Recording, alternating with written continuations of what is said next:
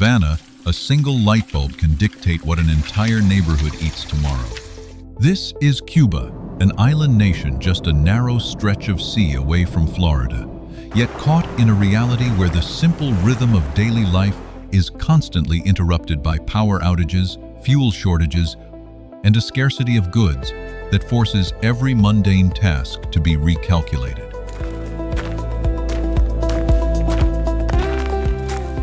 By mid-July 2026, Cuba's national power grid has faced multiple collapses within a short period. Neighborhoods across the country are enduring prolonged blackouts, silenced water pumps, and food supplies that spoil in the heat of waiting.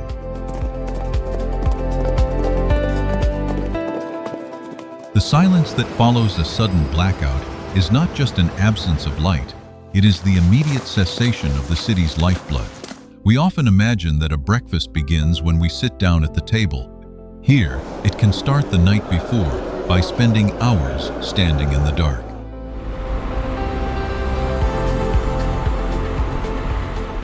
A nation can only live by repairing its yesterday for so long. The question is, how much longer can it truly last? When the infrastructure of the past is all that stands between a community and complete stagnation, the act of survival becomes an exhausting, perpetual cycle of maintenance.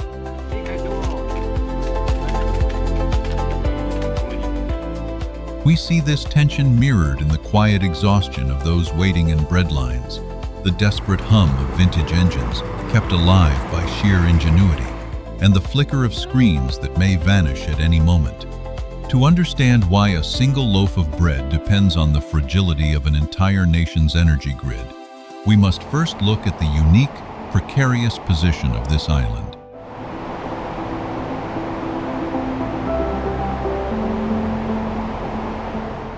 Looking down from above, Cuba sits at the vibrant crossroads of the Gulf of Mexico, the Caribbean Sea, and the vast Atlantic Ocean. Havana directly faces the Florida Strait, separated from the United States by a remarkably narrow stretch of water. The distance on the map can be easily measured in mere miles.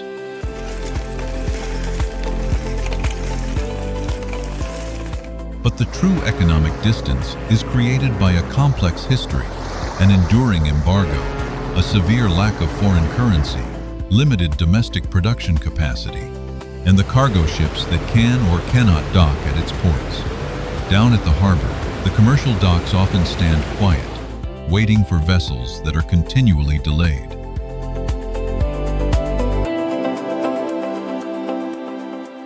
A tired driver taps a nearly empty fuel gauge, while a local shop owner stares down an empty street, anticipating a delivery with no confirmed arrival date. The origins of this modern standstill trace back decades. The 1959 revolution fundamentally altered the relationship between Cuba and the United States.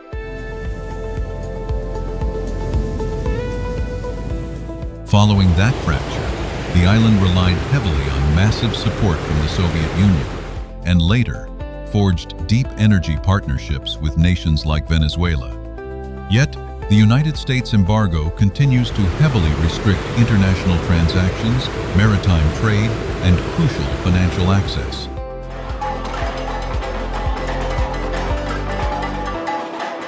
Even as the United Nations General Assembly overwhelmingly passed another resolution calling to end the embargo in 2025, the daily reality on the ground remains stubbornly unchanged.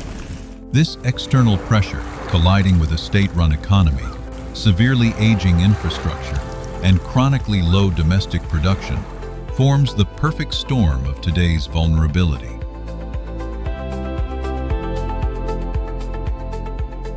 It is a system heavily dependent on an outside world.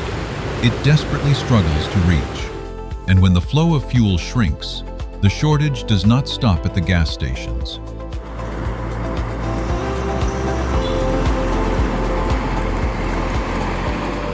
A fuel pump hangs idle on its hook. There are no vehicles waiting in front of it. It is a quiet, static image. But in this deep silence lies the origin of a cascading crisis. At the state-run gas stations, the supply is fractured and unpredictable.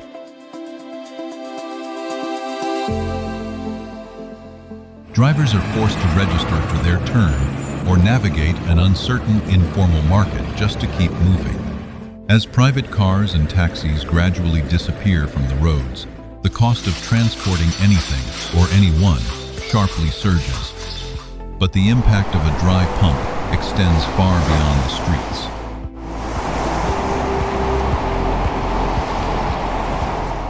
A significant portion of the national power generation relies directly on imported fuel. When that fuel fails to arrive, the aging thermal plants, already prone to frequent breakdowns, fall completely quiet. The collision of missing oil and exhausted infrastructure results in sweeping blackouts that stretch for hours.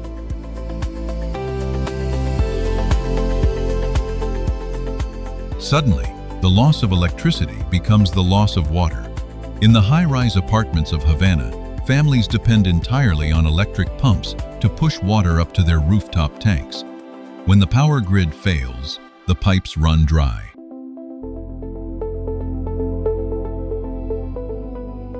Almost instantly, a structural energy crisis transforms into a deeply personal crisis of basic hygiene and daily survival. The paralysis spreads outward. Trucks tasked with delivering flour to local bakeries, vegetables to markets, and critical medicines to pharmacies cannot run.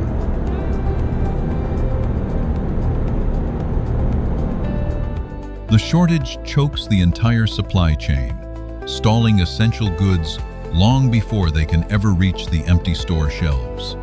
Public services bear the same heavy burden. Consider a single trash bag burned on the sidewalk. It is a micro-reflection of a macro failure.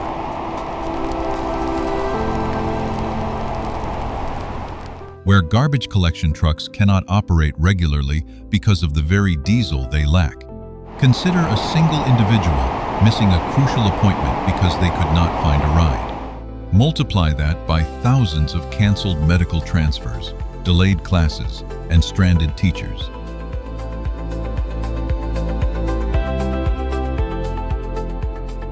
The lack of energy directly compromises patient care, emergency medical responses, and the vital cold chain for vaccines. If fuel ultimately dictates both electricity and water, how does a family organize a day of living when they never know exactly when the supply will disappear?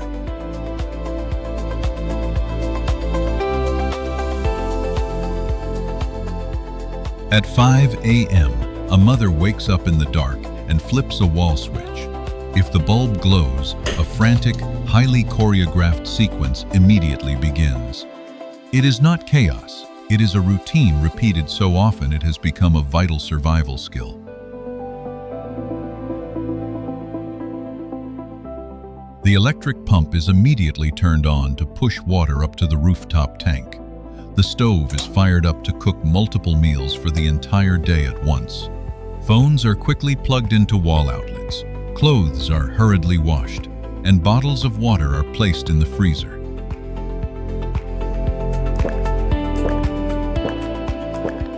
We often consider electricity and water as the invisible background of our lives. Only when they disappear do we realize how much of a family's love and care depends on such seemingly simple things. By 7 a.m., the power cuts out. Listen to the sounds of the shift. The blades of the electric fan slowly spin to a halt. The water pump falls completely silent. The clatter of spoons against pots changes rhythm. If the day's meals are not yet finished, the kitchen transitions to charcoal or crackling wood.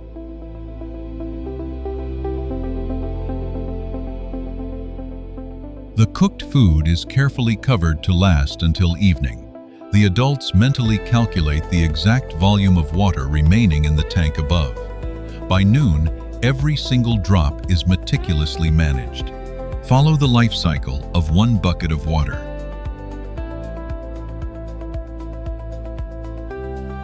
First, it is used to wash vegetables for lunch. Then, the runoff is saved to wipe down the kitchen surfaces. Finally, the remainder is carried to the bathroom to flush the toilet. Children are constantly reminded not to spill a drop.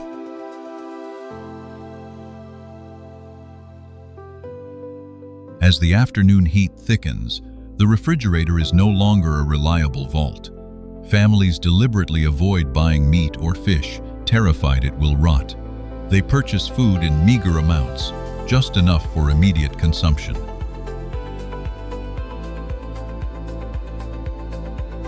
During the severe outages of 2026, many Havana residents kept their refrigerators almost entirely empty, relying on relatives with power just to cook or bathe, and sleeping on rooftops to escape the stifling heat.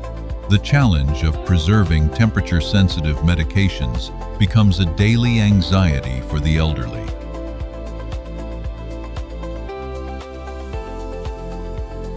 When night falls, the street becomes an extended living room. Residents drag wooden chairs out onto the sidewalks.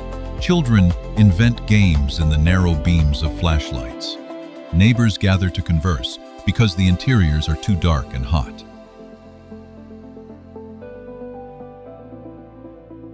A small generator creates an isolated pocket of light, and a shared television draws multiple families together in the heavy air.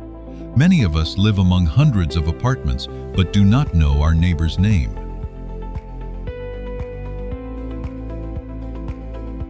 Here, the darkness can make doors open, though no one should have to lose power just to rediscover a sense of community. But when the power eventually returns, another problem remains intact. Having light does not mean a family has enough money to buy what they need.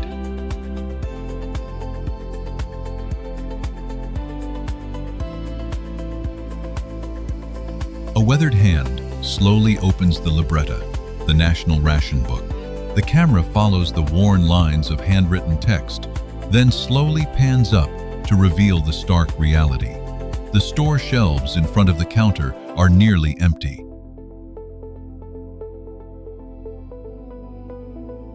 This small booklet dictates the essential items a Cuban family is entitled to receive at highly subsidized prices.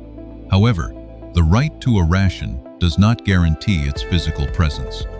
The shelves are often bare when the month begins.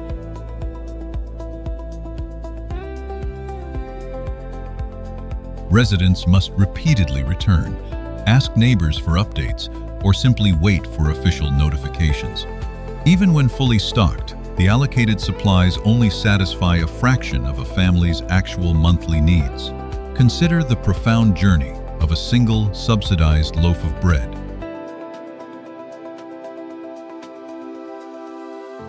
The flour must first secure transport.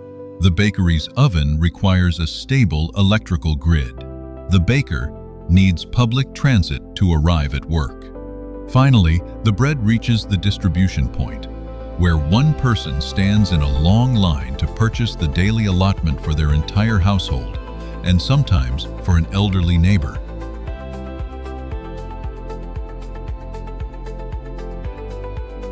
A single loaf carries the fuel of the delivery truck, the electricity of the oven, and the exhausting hours of the person standing in line. A parallel reality exists just a few streets away. The visual contrast is striking.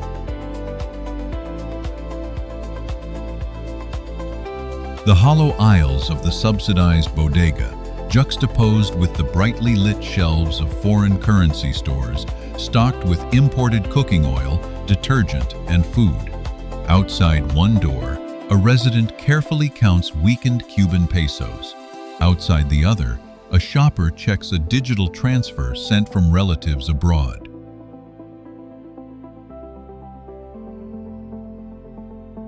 These foreign currency stores are not simply enclaves for the wealthy. They are navigated by workers in the burgeoning private sector, citizens with family overseas, and ordinary neighbors who pool their limited funds together just to afford basic hygiene products.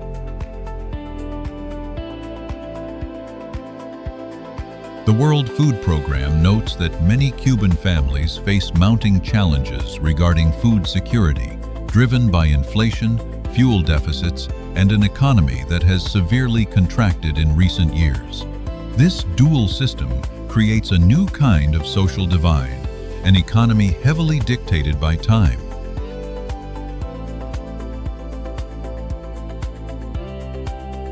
The core truth is evident on the streets. When essential goods are critically scarce, those with access to foreign currency pay with money. Those without it must pay with their time. They wait for gasoline. They wait for bread.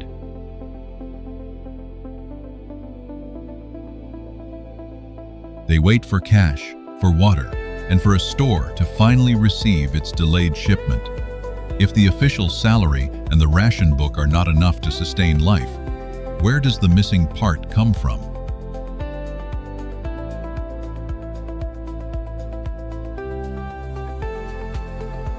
When the official infrastructure cannot reach every home, the relationships between people must quietly take over its functions.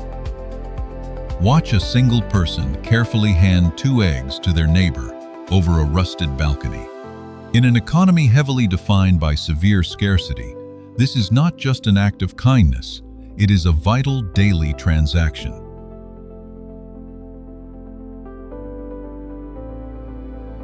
In a system fundamentally lacking goods, human trust becomes an essential form of credit. This mutual reliance manifests in countless quiet ways. One person stands in the intense heat to buy bread for multiple households, deliberately holding a spot for an elderly neighbor who can no longer stand.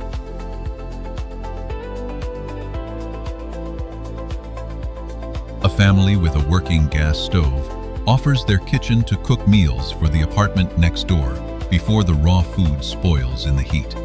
Follow a thick extension cord running from a small generator on a porch straight into the dark window of an adjacent house.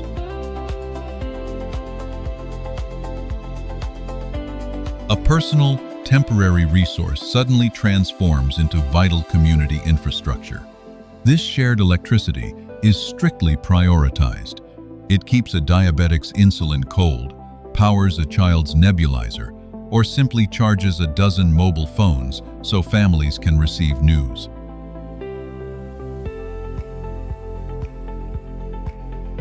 Neighbors pool their scarce cash together just to buy the diesel required to keep that single machine running. Water is distributed with the same communal urgency. A household with a large ground tank shares buckets with those whose taps are completely dry.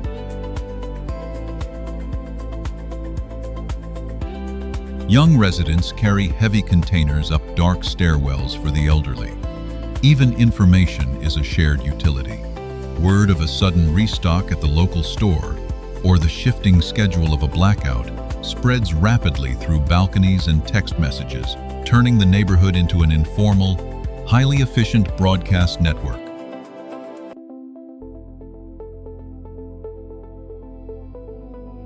Overseas remittances and precious packages of medicine are routinely divided among extended networks.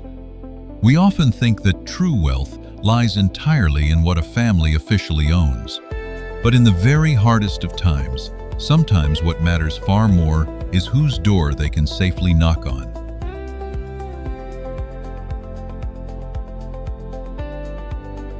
However, these beautiful relationships, while they make their daily physical survival bearable, cannot permanently replace running water, reliable electricity, and a functioning economy.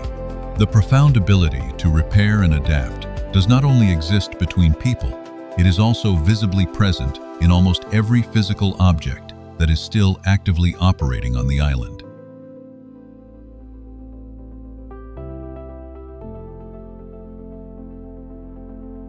Listen closely to the rhythmic knocking of a 1950s engine. A mechanic tilts his head, diagnosing a mechanical failure entirely by sound. This vintage American car does not exist today simply because time magically stopped in Havana. It exists because generations of mechanics have stubbornly refused to let it stop.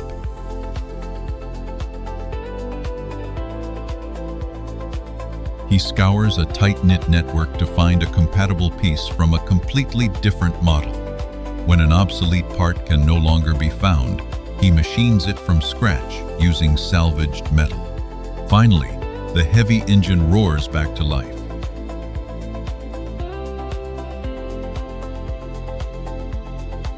Many of us grew up in families where a radio, a table, or a car was carefully repaired many times before being thrown away.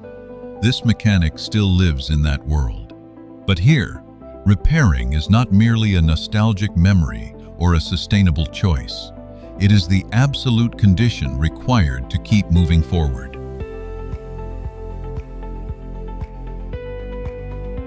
In this city, history is told through the objects people use every day. That old American Chevrolet carries the memory of the era before 1959 and the sudden economic rupture that followed. A faded mural of Che Guevara holds on to the revolution's promise of sovereignty and equality.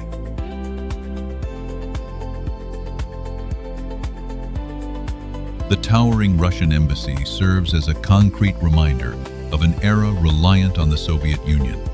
The worn ration book represents the state's enduring role in guaranteeing minimum consumption, while bold anti-embargo billboards stand as silent witnesses to a decades-long geopolitical debate.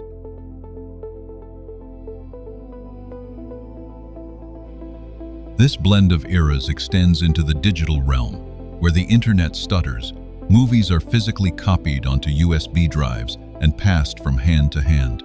Inside a decaying cinema, an old film plays, only to be abruptly cut to black by a sudden blackout.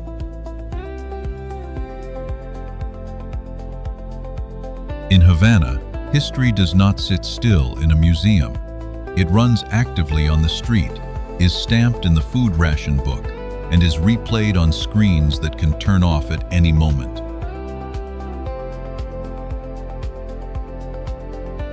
But there are certain things that cannot be repaired forever, especially when it is the wall holding the roof over a family.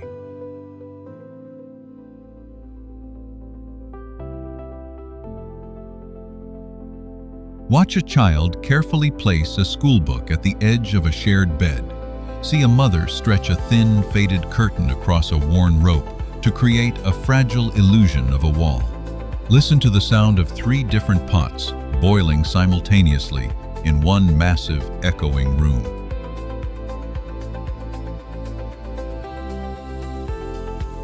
Only as the camera slowly pulls back do we realize this is not a traditional house. It is a former gymnasium, now heavily partitioned by hanging bed sheets, old wardrobes, and warped plywood. It is a shelter originally designated as a temporary refuge.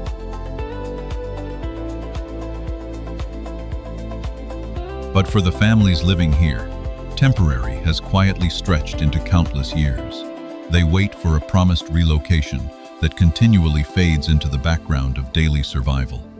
Watch a mother meticulously fold a blanket at dawn so a narrow mattress can serve as the family's living room by day.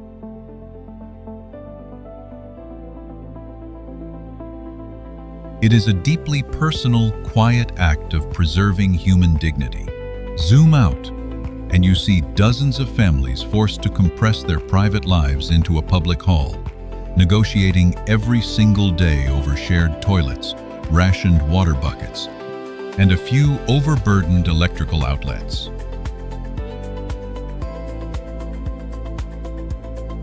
Here, privacy is a rare luxury, and children do their homework amid the constant noise of the collective.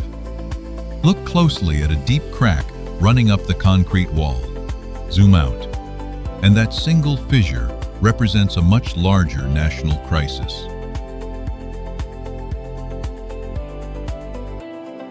Severely aging infrastructure, a chronic lack of construction materials, and a critical repair process endlessly delayed by a stalled economy. Perhaps all of us carry an image of a home in our minds, a door that can firmly close, a quiet corner to retreat to.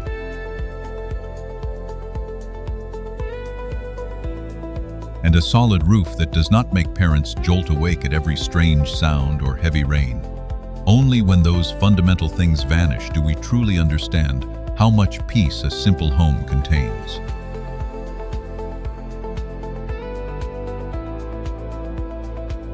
These children are still growing up in these halls, but when they finally reach the age of choice, will they still see their future on this island?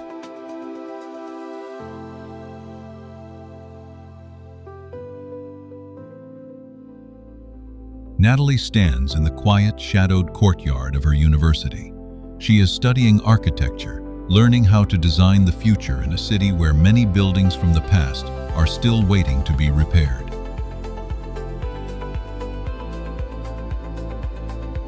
But lately, her education is frequently interrupted by prolonged blackouts, and her fragile internet connection drops right in the middle of critical online lectures. It is not just about the daily frustration of studying in the dark.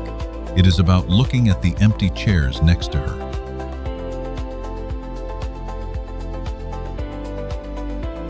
She watches her closest peers leave the island one by one. The question she faces is no longer simply whether she wants to leave. It is whether staying means protecting her homeland or sacrificing her own potential.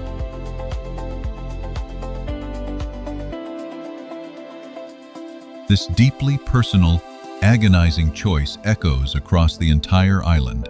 According to reports, over 1.4 million Cubans have left the country since 2020.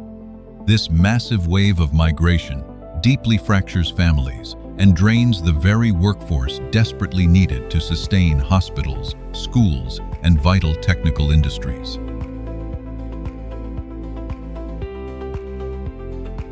Remittances sent back by those who departed become a crucial lifeline for survival, yet they simultaneously widen the silent gap between households that receive foreign currency and those that do not. In 2026, new economic reforms were introduced, aiming to expand private enterprise and attract foreign investment.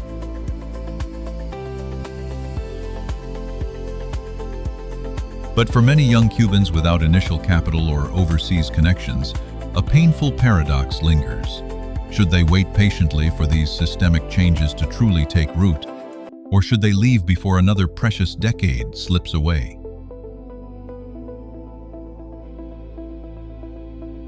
Many of us have left our hometowns to seek a wider life, but leaving out of curiosity or ambition is profoundly different from leaving because you no longer see a clear path forward. Watch an empty chair sitting at a family dinner table.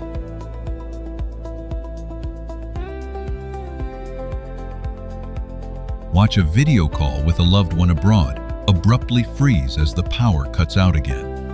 A nation does not just lose its future when its physical buildings collapse. It loses its future when the very people who could rebuild them no longer believe they should stay.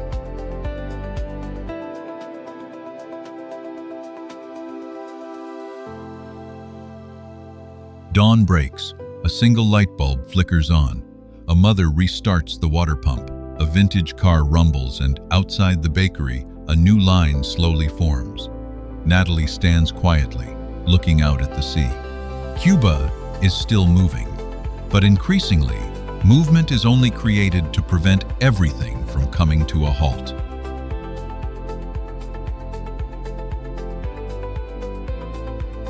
We often call a community resilient when they survive hardship, but how long must people endure before the complement of resilience becomes a way for the world to turn away from what they truly need?